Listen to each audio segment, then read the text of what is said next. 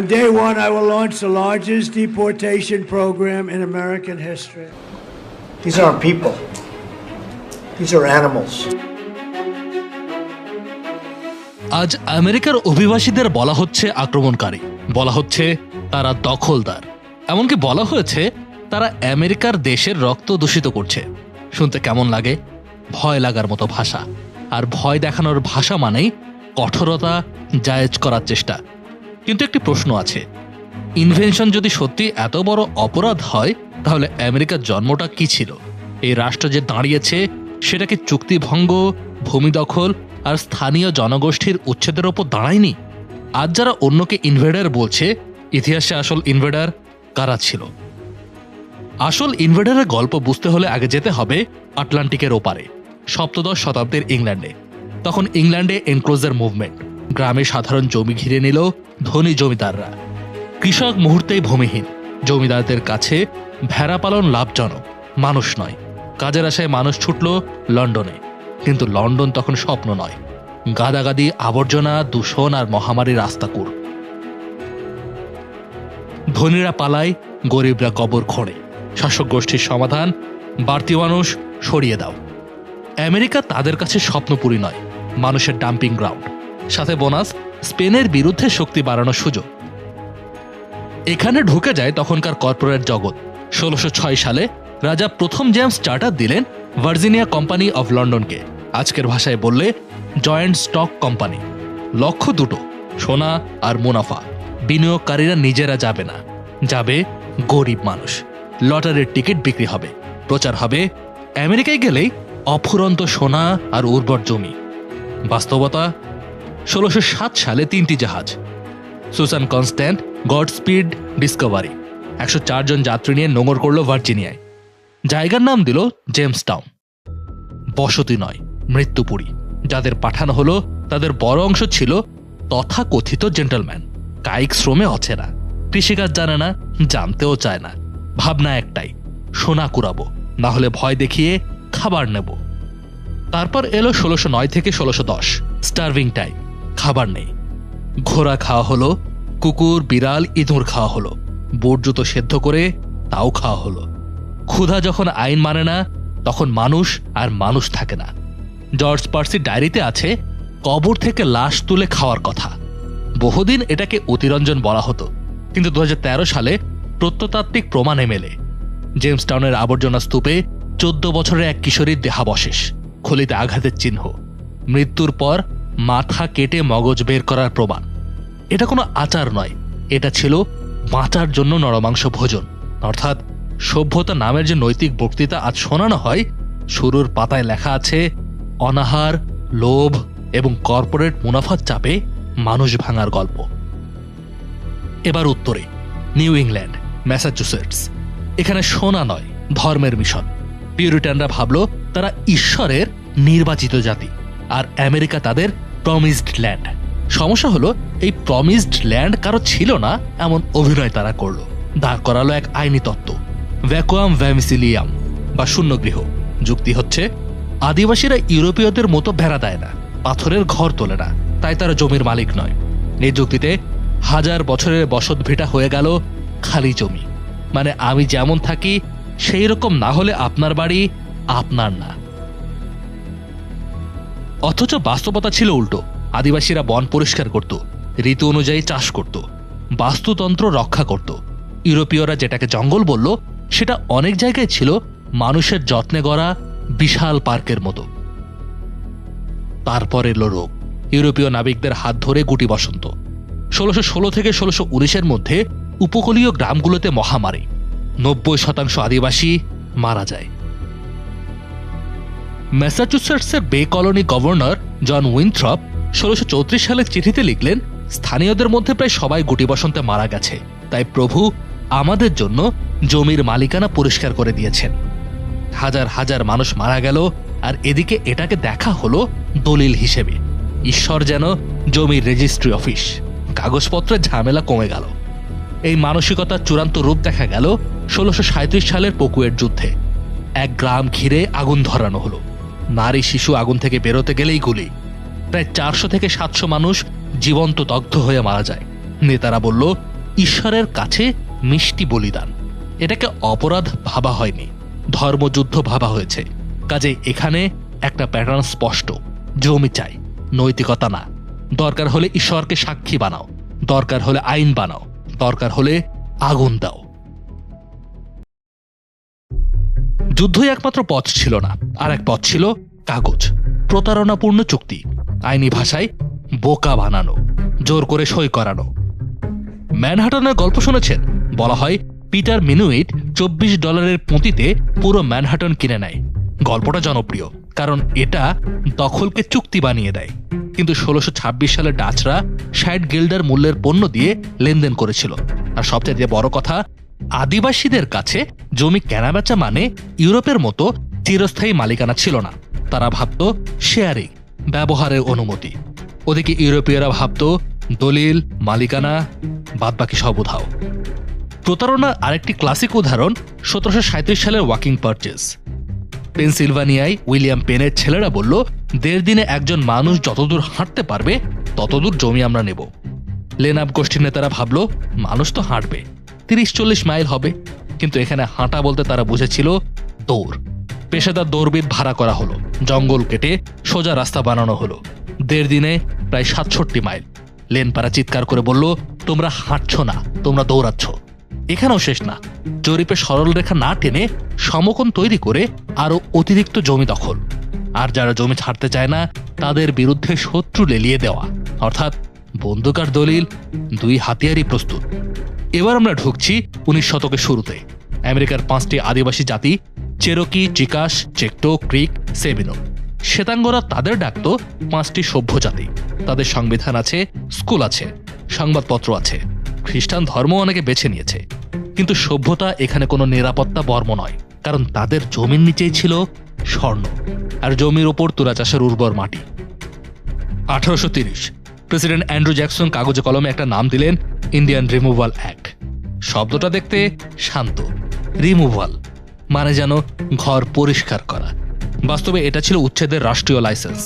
দক্ষিণ পূর্বাঞ্চলের নেটিভ জনগোষ্ঠীগুলোকে মিসিসিপির পশ্চিমে ঠেলে দিতে সরকারকে ক্ষমতা দেওয়া হলো। জমি ফাঁকা হবে, তুলা চাষ হবে, দাসপ্রথার অর্থনীতি ভুলবে। আর একটু সৎভাবে বললে রাষ্ট্র বলল তোমরা সরে যাও, কারণ আমাদের লাগবে। চেরোকিরা তখন কেবল টিকে থাকার চেষ্টা করছে না, নিয়ম মেনে টিকে থাকার চেষ্টা করছে। তাদের নিজস্ব সংবিধান আছে, স্কুল আছে, সংবাদপত্রও আছে। তারা আদালতে গেল। 1832 সাল, সুপ্রিম কোর্টের মামলা, ওরচেস্টার ভার্সেস জর্জিয়া। আদালত বলল জর্জিয়া রাজ্য চেরোকি অঞ্চলে নিজের আইন চাপাতে পারে না, মানে কাগজে কলমে চেরোকিদের অধিকার স্বীকৃতি পেল। কিন্তু এরপর আসে আমেরিকান রাজনীতির সবচেয়ে বাস্তববাদী লাইন। আদালত বলেছে এখন দেখা যায় কে মানায়। জ্যাকসনের নামে একটি বিখ্যাত উদ্ধৃতি রয়েছে। তিনি নাকি বলেছেন জন মার্শাল রায় দিয়েছেন, এবার সে প্রয়োগ করুক। উদ্ধৃতিটা শব্দে শব্দে সত্য নাও হতে পারে, কিন্তু ঘটনাটা সত্য। আদালতের রায় বাস্তবে থেমে গেল রাজনীতি আর শক্তির কাছে। এরপর 1838 থেকে 39 চেরোকিদের জোর করে সরিয়ে নেওয়া হলো। যে পথে হাজার হাজার মানুষ হাঁটল, ইতিহাসে সেই পথ নাম পেল ট্রেইল অফ টিয়ার্স। এটা শুধু কষ্টের গল্প না, এটি রাষ্ট্রীয় প্রক্রিয়ায় তৈরি দুর্ভোগের গল্প। শীত, ক্ষুধা, রোগ, নিরাপত্তাহীনতা। সংখ্যাটা নিয়ে ইতিহাসবিদদের মধ্যে ওঠানামা আছে। সাধারণভাবে বলা হয় প্রায় 16,000 চেরোকিকে সরানো হয় এবং প্রায় 4,000 মানুষ পথেই মারা যায়।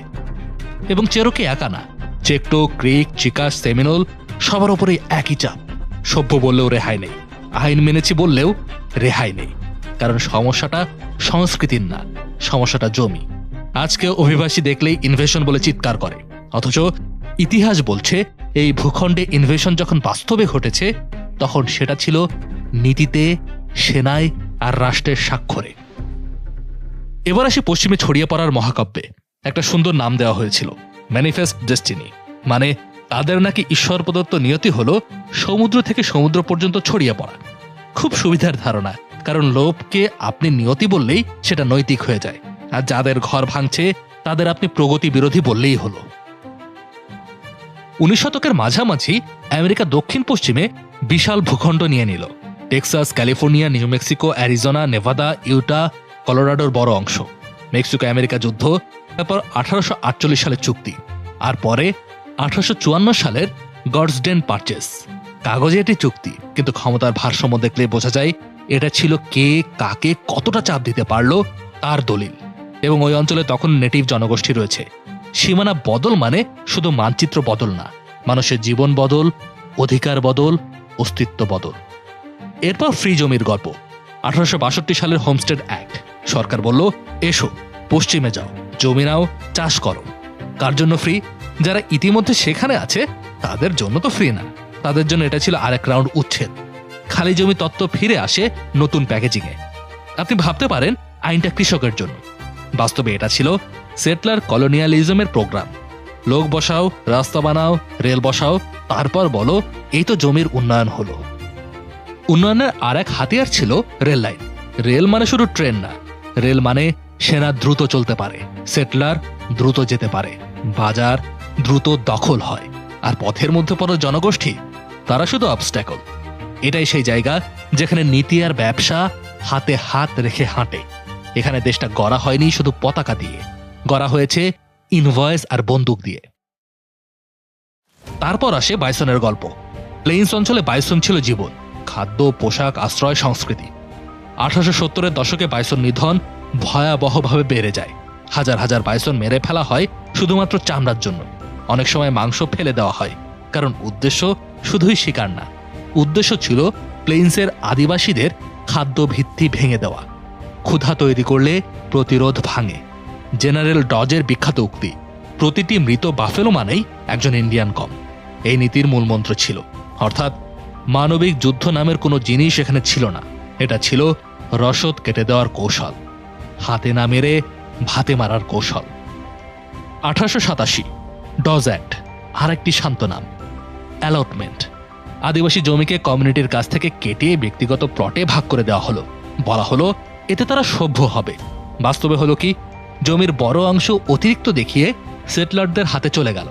কমিউনিটি সামাজিক কাঠামো ভাঙল, জমির উপর নিয়ন্ত্রণ ছিন্ন ভিন্ন হলো। যারা জমি হারালো তাদের পরের প্রজন্মকে লক্ষ্য করে আর একটা অভিযান, বোর্ডিং স্কুল। শিশুদের পরিবার থেকে আলাদা করা হলো, চুল কেটে দেওয়া হলো, ভাষা নিষিদ্ধ, সংস্কৃতি নিষিদ্ধ, ধর্ম চাপিয়ে দেওয়া। একটি বিখ্যাত স্লোগান ছিল, kill the Indian, save the man. এখানে কিল মানে শরীর নয়, পরিচয়। সাংস্কৃতিক ধ্বংসের প্রকল্প। আর সবচেয়ে নিষ্ঠুর ব্যাপার, এটি শিক্ষা নাম দিয়ে করা হয়।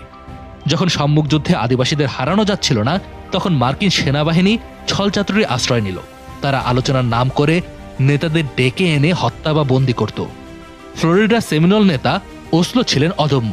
তিনি জলাভূমিতে লুকিয়ে থেকে মার্কিন সেনাবাহিনীর বিরুদ্ধে গেরিলা যুদ্ধ চালিয়ে যাচ্ছিলেন। তাকে কোনোভাবেই ধরতে না পেরে জেনারেল থমাস জেসুপ এক জঘন্য চাল চাললেন। শান্তির সাদা পতাকা উড়িয়ে আলোচনার জন্য ডেকে সাদা পতাকার মর্যাদা ভঙ্গ করেই আটক করলেন ওসলোকে। আটক থাকা অবস্থাতেই মারা যান ওসলো। ব্ল্যাক হিলসের যুদ্ধের নায়ক ক্রেজি হর্স, যিনি লিটল বিগ হর্নের যুদ্ধে কাস্টারকে পরাজিত করেছিলেন। 1877 সালে তার লোকদের বাঁচানোর জন্য আত্মসমর্পণ করেন, কিন্তু সেনাবাহিনী তাকে ভয় পেত। তারা গুজব ছড়ালো যে তিনি পালানোর চেষ্টা করছেন। সেই গুজব ছড়িয়েই আটক থাকা অবস্থাতেই এই নিরস্ত্র বীর যোদ্ধাকে কাপুরুষের মতো পেছন থেকে খুন করা হয়। এই পুরো যুগের একটি প্রতীকী শেষ দৃশ্য 1890 সালের উন্ডেড নি। নিজেদের রিজার্ভেশনে থাকা লাখোটা জনগোষ্ঠীর অনেক মানুষকে উন্ডেড নি খাড়িতে ঘিরে ফেলা হয়। এরপর শুরু হলো গণহত্যা। নির্বিচারে খুন করা হয় সবাইকে, বাদ যায়নি শিশুরাও। যারা পালানোর চেষ্টা করেছিল তাদের ধাওয়া করে মাইলকে মাইল দূরে গিয়ে হত্যা করা হয়। তারপরে ওই নির্মম ঘটনার জন্য মেডেলও দেওয়া হয়েছে। ইতিহাস এখানে শুধু ঘটনা নয়, পুরস্কারও দেয়, ভুল মানুষকে ভুল কারণে। এই ইতিহাস আমরা টানছি কেন? কারণ আজকের ইনভেনশন রেটরিক শূন্য থেকে আসে না, এটি একটি পুরনো মেশিন। ধাপ 1, ভয় তৈরি করো। ধাপ 2, শত্রু বানাও। ধাপ 3, আইনকে জরুরি অবস্থার মতো ব্যবহার করো। ধাপ 4, মানুষকে বলো এইসব করা হচ্ছে দেশ বাঁচানোর জন্য। আর ধাপ 5, পরে ইতিহাস বইয়ে একটি সুন্দর শিরোনাম দাও, এক্সপ্যানশন, সেটেলমেন্ট, ডেভেলপমেন্ট। শব্দ বদলালে বাস্তবতা বদলায় না, শুধু অপরাধের গন্ধ কমে আসে। আজ যে রাজনীতিবিদ ইনভেডার বলে মানুষকে ছোট করছে, তার সামনে ইতিহাসটা আয়নার মতো। সেই ভূখণ্ডে সবচেয়ে বড় ইনভেশন হয়েছিল নীতিতে, সবচেয়ে বড় দখল হয়েছিল কাগজে, আর সবচাইতে বড় উচ্ছেদ হয়েছিল আইনগত সিলমোহর দিয়ে। কাজে যখন কেউ বলে আমরা দখলের শিকার, তখন একটা পাল্টা প্রশ্ন করাই যায়, ইতিহাসের পাতায় দখলদার কারা ছিল? কাজী নিশাদ, যমুনা নিউজ।